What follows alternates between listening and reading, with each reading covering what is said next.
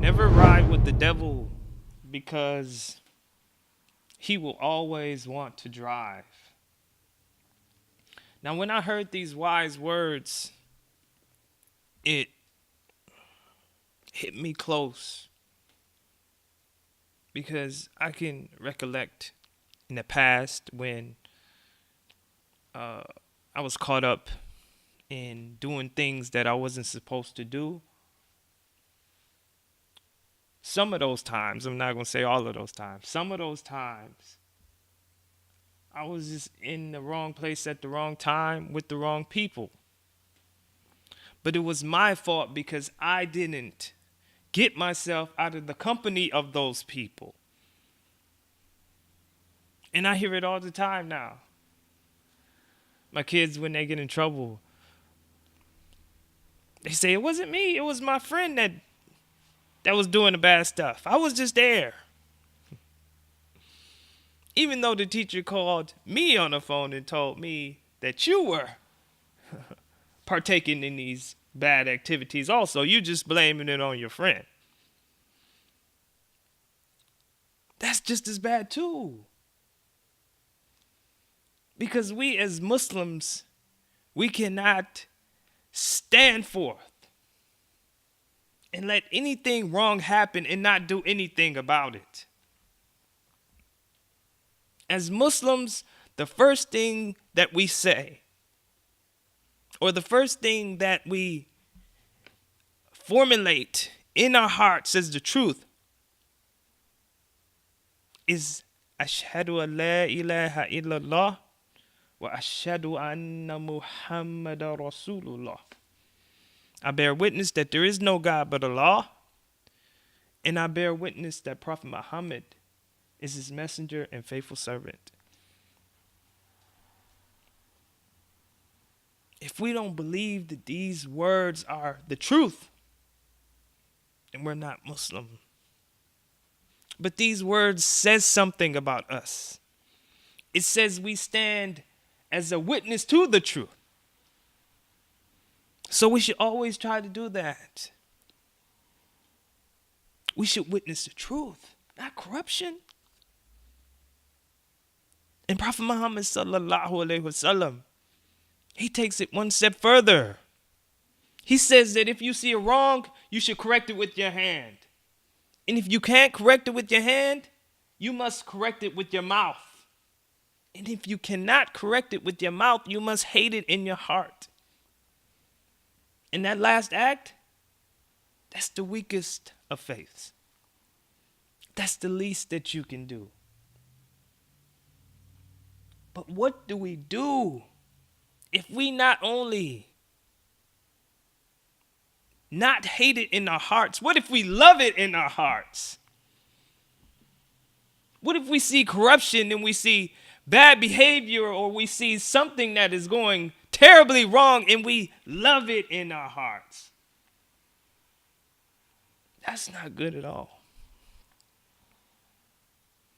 We have to do some serious soul searching, some purification of the heart,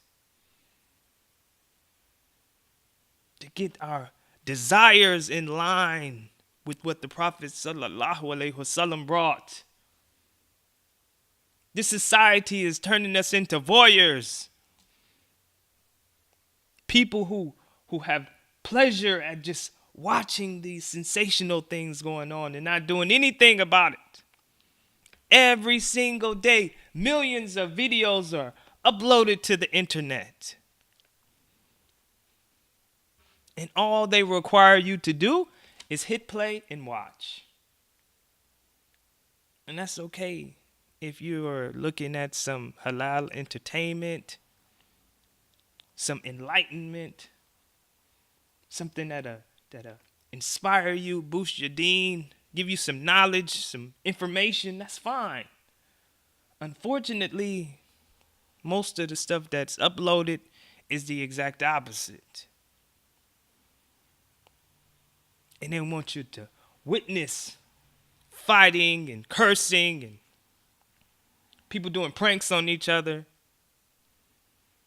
And that's why this stuff is so popular, because they make you feel like you're right there. You're in on the joke. And then bam, they get pranked or something bad happens to them and you laugh just like everything else. Do we hate it in our hearts that these bad things are happening to these people? And that carries over to real life. The way society is training us. When something bad happens right in front of us, the first thing most people do, they take out that camera and they start recording.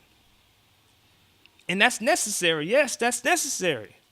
However, is that our first inclination to record and not to do something about it? What is our first thought? And we say, wow, I don't want to get hurt. I don't want to be involved in that. Will you think the person that's involved in that, do you think they want to be hurt? We must put ourselves in the shoes of that person or that individual or anything that's going on. And the company that we keep. Never ride with the devil because he will always want to drive. Who are these people that we're with? Yes, you might be excellent Muslim on your deen. But what about that person next to you? Is he doing everything that he's supposed to do? And of course, we can't be judgmental. And we can't require that our friends are perfect. But we have to watch. Watch what we are okay with. Lut alayhi salam, his wife was not one of the men who were taking part in acts with other men. She wasn't one of those people. However, she was destroyed just like them. Why? Because she was okay with it. She didn't denounce them. And Allah subhanahu wa ta'ala, when he told Adam to stay away from that tree, he told him not to even get close to it. Don't even go around it. Just imagine if you told your son, hey, stay away from that pool. And he said, okay, Dad. And he just sat there right on the side. You would take that as disrespect. But if you said, hey, son, stay away from that pool. And he said, okay, Dad, and bam, he left the yard. He was far away. That shows a respect for me as his father, but it also shows a respect for his own well-being. And that's what we must have. We must have respect for Allah, and we must have respect for our own well-being, our own safety. Because Shaitan doesn't care where he's riding. He can be in the passenger seat. He can be in the back seat. He can be on the bumper just hanging on. He just want to ride. But his goal is always to drive.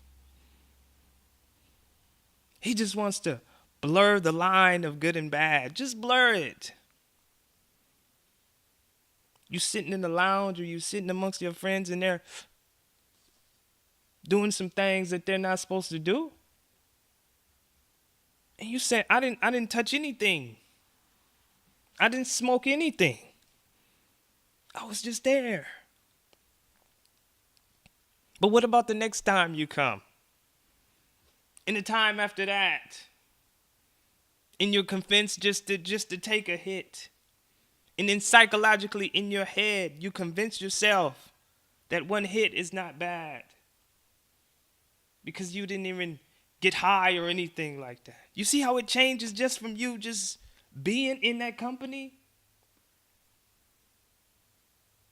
We must stay away. Stay far, far away from the haram or anything that looks like that.